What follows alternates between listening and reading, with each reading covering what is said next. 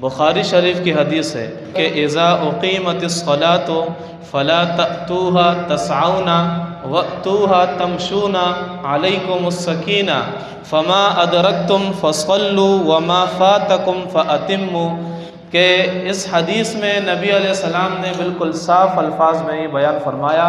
اذا اقیمت الصلاۃ، جب نماز قائم کی جائے، جماعت کی نماز کھڑی ہو گئی، فلا تأتوها تسعون، تم نے دوڑتے ہوئے نہیں آنا ہے، وَأْتُوهَا تَمْشُونَ، عام رفتار، عام جو معمول ہے چلنے کا، اس حالت میں آ کر آپ نے جماعت کی نماز میں شامل ہونا ہے۔ علیکم السکینہ، اس حالت میں آؤ، تمہارے اوپر آرام اور سکون سے چلتے ہوئے آؤ، اطمینان کے ساتھ چلتے ہوئے آؤ۔ فما ادرکتم فصلوا، جو رکعت تمہیں امام کے ساتھ مل جائے وہ پڑھو، وما فاتکم، اور جو رکعتیں تم سے رہ گئی ہیں، ایک رکعت چلی گئی ہے، دو چلی گئی ہے، تین چلی گئی ہے، یہاں تک کہ چار چلی گئی ہے، آخر میں آپ التحیات میں امام کے ساتھ شامل ہو گئے، فأتموا، تو امام کے سلام پھیرنے کے بعد وہ نماز پھر مکمل کرو۔ یہ بالکل صاف ایک اصول اور ایک ضابطہ اور ایک ادب ہمارے سامنے رکھا گیا ہے کہ جب بھی جماعت کی نماز کھڑی ہو اور آپ نے دیکھ لیا کہ امام کھڑا ہے، جماعت کی نماز ہو رہی ہے، تو منع کیا گیا ہے کہ دوڑتے ہوئے مسجد میں آ کر جماعت کی نماز میں شامل نہیں ہونا۔ وجہ کیا ہے؟ اس میں مسجد کی بے ادبی لازم آتی ہے۔ یہاں جو جماعت میں لوگ کھڑے ہوتے ہیں، امام کھڑا ہوتا ہے، اس کے اوپر بھی اثر پڑتا ہے، مسجد پھر نہیں رہتی ہے، دوڑ کا میدان بن جاتا ہے، کوئی اس دروازے سے دوڑتے ہوئے آ رہا ہے، کوئی اس دروازے سے دوڑتے ہوئے آ رہا ہے۔ خاص طور پر جب امام رکوع کی حالت میں ہوتا ہے، ہر بندہ کوشش کرتا ہے کہ میں جا کر رکوع میں شامل ہو جاؤں۔ تو اس حوالے سے یہ ہماری غلطی، ہمارے اندر یہ غلطی پائی جاتی ہے، ہم دوڑتے ہوئے آتے ہیں، تو دوڑنے کی وجہ سے مسجد کی بے ادبی لازم آتی ہے۔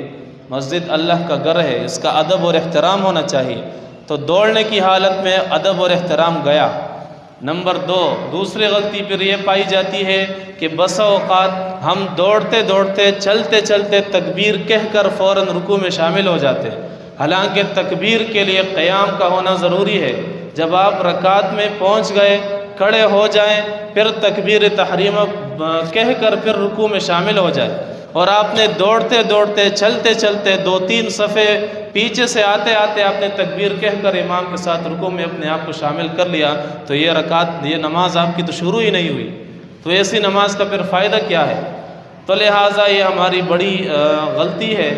دوڑتے ہوئے آنا بھی منع ہے، مسجد کی بے ادبی ہے، چلتے ہوئے آتے آتے تکبیر بھی نہیں کہنی ہے، پھر ہماری نمازیں شروع نہیں ہوتی۔ اور اسی طرح اگر بالفرض ہم دوڑتے دوڑتے آ بھی گئے،